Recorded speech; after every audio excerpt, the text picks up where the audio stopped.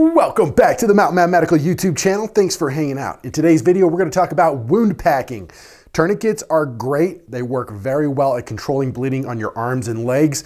But if you get hurt anywhere else, you need to learn how to wound pack to control bleeding adequately. There's a lot of different options out there for wound packing, so we're going to break those down in the video next. Hang out, we're going to talk about it. Next, we're going to talk about gauzes that are good for wound packing but do not have any hemostatic agents in it. So these are just the gauze. That's all that it is, and this is still a very beneficial procedure for us. Now, the reason why these wound packing materials might be a better option for you is because they're cheap. Quick Clot and C-Locks and Kito gauze, they're kind of pricey, right? That hemostatic agent in there is very beneficial, but it's also expensive.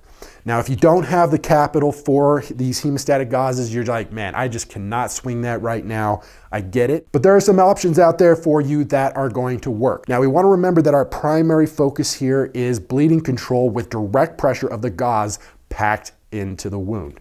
So that hemostatic agent in the gauze is not essential. It helps, it's very beneficial, but not essential. If you have this in your trauma kit and you pack a wound with it, there's a very high likelihood that you're going to save that person's life. What I'm holding right here is one of those options. This is North American Rescue's wound packing gauze. This does not have any hemostatic agent in it. It's just the gauze. But one of the things that you'll notice when you open this up is how small this size of this wound packing is.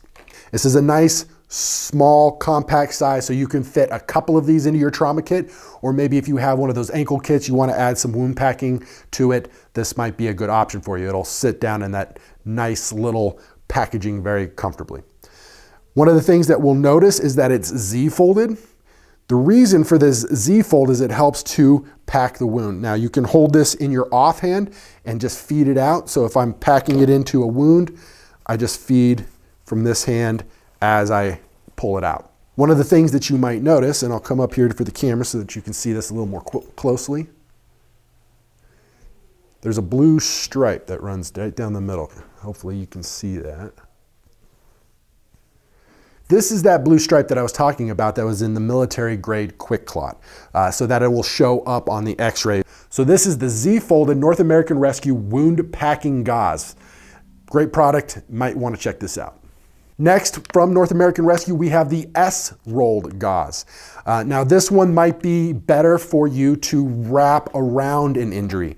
This might be a great option if you want to include along with your splinting materials. If you're going out into the woods and you're doing things out there, you might need to splint an injury. Fractures are pretty common and you might need to do that. So this is an option for you to wrap around sticks to help with pressure points, so add a little bit of padding to your splints, something that you might need to tie on more dressings or anything that you're going to wrap around the injury. An S-roll is a perfect option for that. On top of that, you can also use this to wound pack. So it's not as good as the Z-fold for wound packing, but you can make it work. Obviously, S-rolled is still going to be great for wound packing. It's just going to be a little more cumbersome. But this is also a great option for other types of wounds that you have out there, the S-roll gauze from North American Rescue.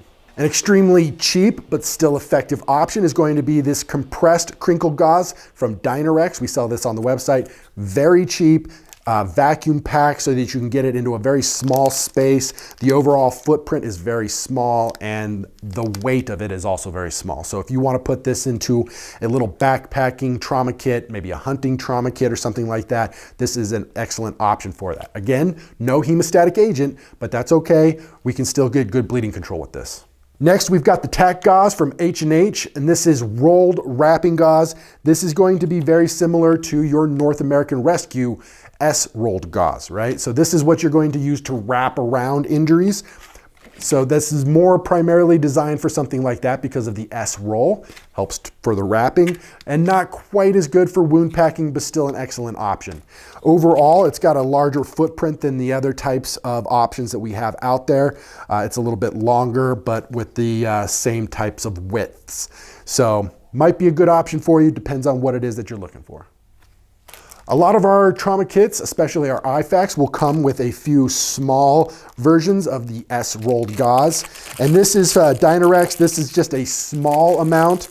This is designed for more wound packing on smaller types of wounds, or maybe a couple of different wounds. You might need a lot of different gauzes, right? We always include quick clot, but then on top of that, we have a few of these extra bits of gauze so that you can use this to pack a lot of different types of wounds, or both rolls if you need to pack a larger wound.